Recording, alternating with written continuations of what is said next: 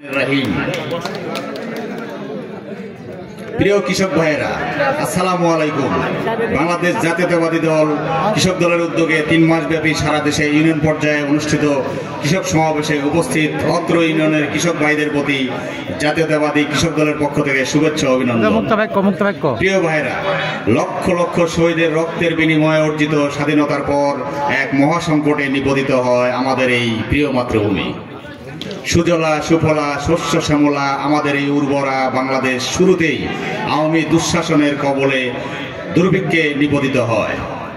1975 সালের পট পরিবর্তনের পর সিপাহী জনতার বিপ্লবের মধ্য দিয়ে জিয়াউর রহমান দেশ ও দেশের মানুষের প্রয়োজনে দায়িত্বভার গ্রহণ করেন।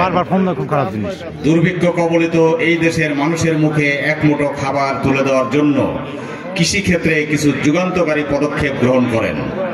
ফলে অতি অল্প সময়ের মধ্যে বাংলাদেশে সবুজ বিপ্লবের শুরু হয় এবং খাদ্যে স্বয়ংসম্পূর্ণতা অর্জন করে বিদেশে খাদ্য রপ্তানি শুরু করে।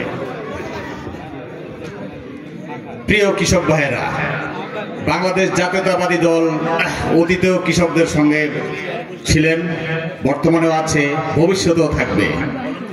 আগামীতে আপনারা সবাই ধানের শীষকে জয়যুক্ত করলে, বাংলাদেশ জাতীয়তাবাদী দল সরকার গঠন করলে কৃষকদের জন্য কিছু বাস্তব কর্মসূচি বাস্তবায়ন করার উদ্যোগ গ্রহণ করেছেন।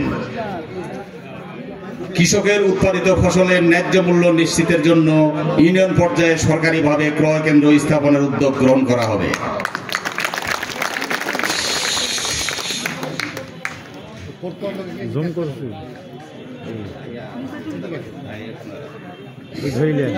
কৃষকের জন্য শস্য বীমা চালু করা হবে।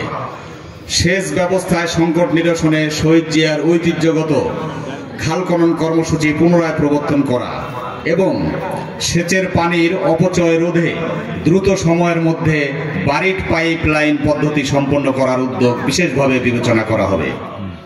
কৃষকের স্বার্থ এবং উন্নয়ন সহ যাবতীয় অর্থনীতি বিকাশের জন্য কৃষিভিত্তিক শিল্প কারখানা ব্যাপকভাবে গড়ে তোলার উদ্যোগ বিশেষভাবে বিবেচনা করা হবে। সমবায় ভিত্তিক চাষ পদ্ধতি চালু করার উদ্যোগ গ্রহণ করা হবে। বিনা বা স্বল্প সুদে কৃষি ঋণ কৃষকদের মাঝে সঠিকভাবে বিতরণ নিশ্চিত করার উদ্যোগ গ্রহণ করা হবে। সরকারিভাবে পেঁয়াজ, টমেটো, আদা, রসুন সহ যাবতীয় মৌসুমী ফসল সংরক্ষণের জন্য দেশের বিভিন্ন অঞ্চলে বিশেষায়িত কোল্ড স্টোরেজ নির্মাণ করার উদ্যোগ বিশেষভাবে বিবেচনা করা হবে।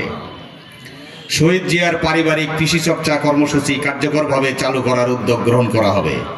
অর্থাৎ স্ব আঙ্গিনায় কৃষি চাষে উদ্বুদ্ধ করা হবে। বিশেষ করে মহিলাদেরকে এই কাজে উৎসাহিত করা হবে। কৃষকের মাঝে স্বল্প মূল্যে গুণগত মানসম্পন্ন বীজ বিতরণের লক্ষ্যে দেশের বিভিন্ন অঞ্চলে বীজ উৎপাদন ও প্রক্রিয়াজাতকরণ কেন্দ্র নির্মাণ, স্থায়ীভাবে বীজ সমস্যা সমাধানের লক্ষ্যে কেন্দ্রীয় বীজ উৎপাদন, বিতরণ ও বিপণন কর্তৃপক্ষ গঠন করে কৃষি বীজ ব্যাংক তৈরি করার উদ্যোগ বিশেষভাবে বিবেচনা করা হবে। জাতীয় বাজেট কৃষিতে মোট জিডিপির 7% বরাদ্দ দেওয়ার ব্যবস্থা বিশেষভাবে বিবেচনা করা হবে। প্রান্তিক কৃষকদের প্রাথমিক কৃষি শিক্ষা চালু করার উদ্যোগ গ্রহণ করা হবে। শস্য মাড়াইয়ের জন্য স্থানীয় খাস জমিগুলো শস্য মাড়াইয়ের উপযোগী করে তুলে প্রকৃত ক্ষুদ্র ও মাঝারি কৃষকদের মাঝে বরাদ্দ দেওয়ার উদ্যোগ গ্রহণ করা হবে। মহিলা কৃষক ও মহিলা কৃষি শ্রমিকদের উৎসাহিত করে কৃষিতে মহিলাদের অংশগ্রহণ বাড়ানোর উদ্যোগ নেওয়া হবে। ধন্যবাদ। প্রিয় কৃষক ভাইরা, এ পর্যায়ে আমাদের প্রশ্ন উত্তর পর্ব। আগামীতে বাংলাদেশ জাতীয়তাবাদী দল সরকার